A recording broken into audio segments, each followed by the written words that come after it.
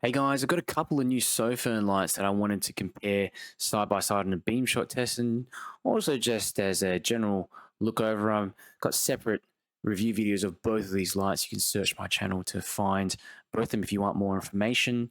But it's always good to see Sofirn releasing all these new lights out there with different features. And we'll go through the SC13 first. But as you can see, like both of these, if you look at the Sofirn SC13 next to it, the SC29, it's basically half the size, okay, and it's an 18350 flashlight, one button here to switch it on and off.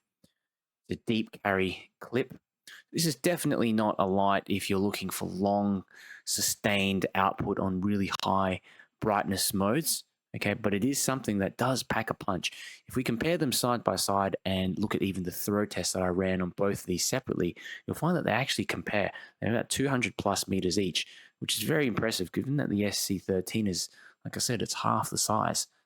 Okay, it does use a Fresnel lens, a slightly different design than the other lens here, which is a TIR lens with, again, the SC29, a slightly different, it's almost a textured TIR lens, as you can see there. Almost like those downlights, halogen downlights, reminds me a bit of that. Both have this great new anodizing as well. I like that Sofirn are using this matte black anodizing on their lights. Feels a lot more grippier. And yeah, USB-C charging, okay, on the SC13. The SC29 is more of a floodlight, I'd say, but it does have long range, mid to long range capabilities just because of the amount of light this thing produces. So an XHP50B. This one has the SC13 has the SST40, pretty standard, okay, but this one's pretty much the powerhouse of both, okay. But yeah, produces more of a large hotspot. And 21700 cell as well. That's when you know we're getting serious. It's going to be able to work, sustain output for a decent amount of time, okay? And you can charge it also through this USB-C port on the back of the light, okay? But yeah, let's have a look at both these lights side by side, see how they perform and when they both step down. SC13 to the left on turbo and SC29 on the right turbo. So SC29, SC13, SC29, SC13. Let's see which one steps down faster.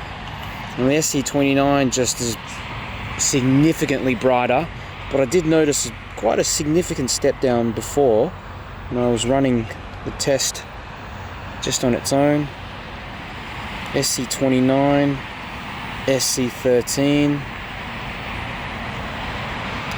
SC29. Look, they both throw a very similar distance, okay? It's just that the SC39, 29 has a much wider hotspot than the SC13, okay?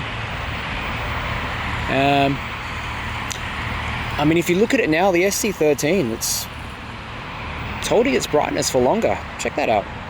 The SC13 versus the SC29. So you can really see, even up close, that's the 29, that's the 13. Okay, 29, 13, 13, 29, 13. I mean, they're different emitters in there, but that's really quite surprising.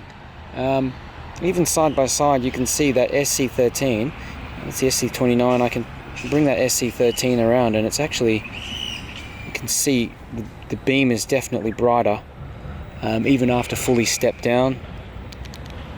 We'll activate turbo on both again, SC13, SC29,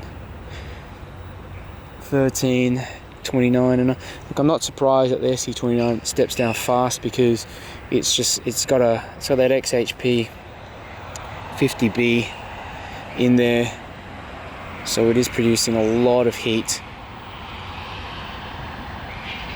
Has to take precautions.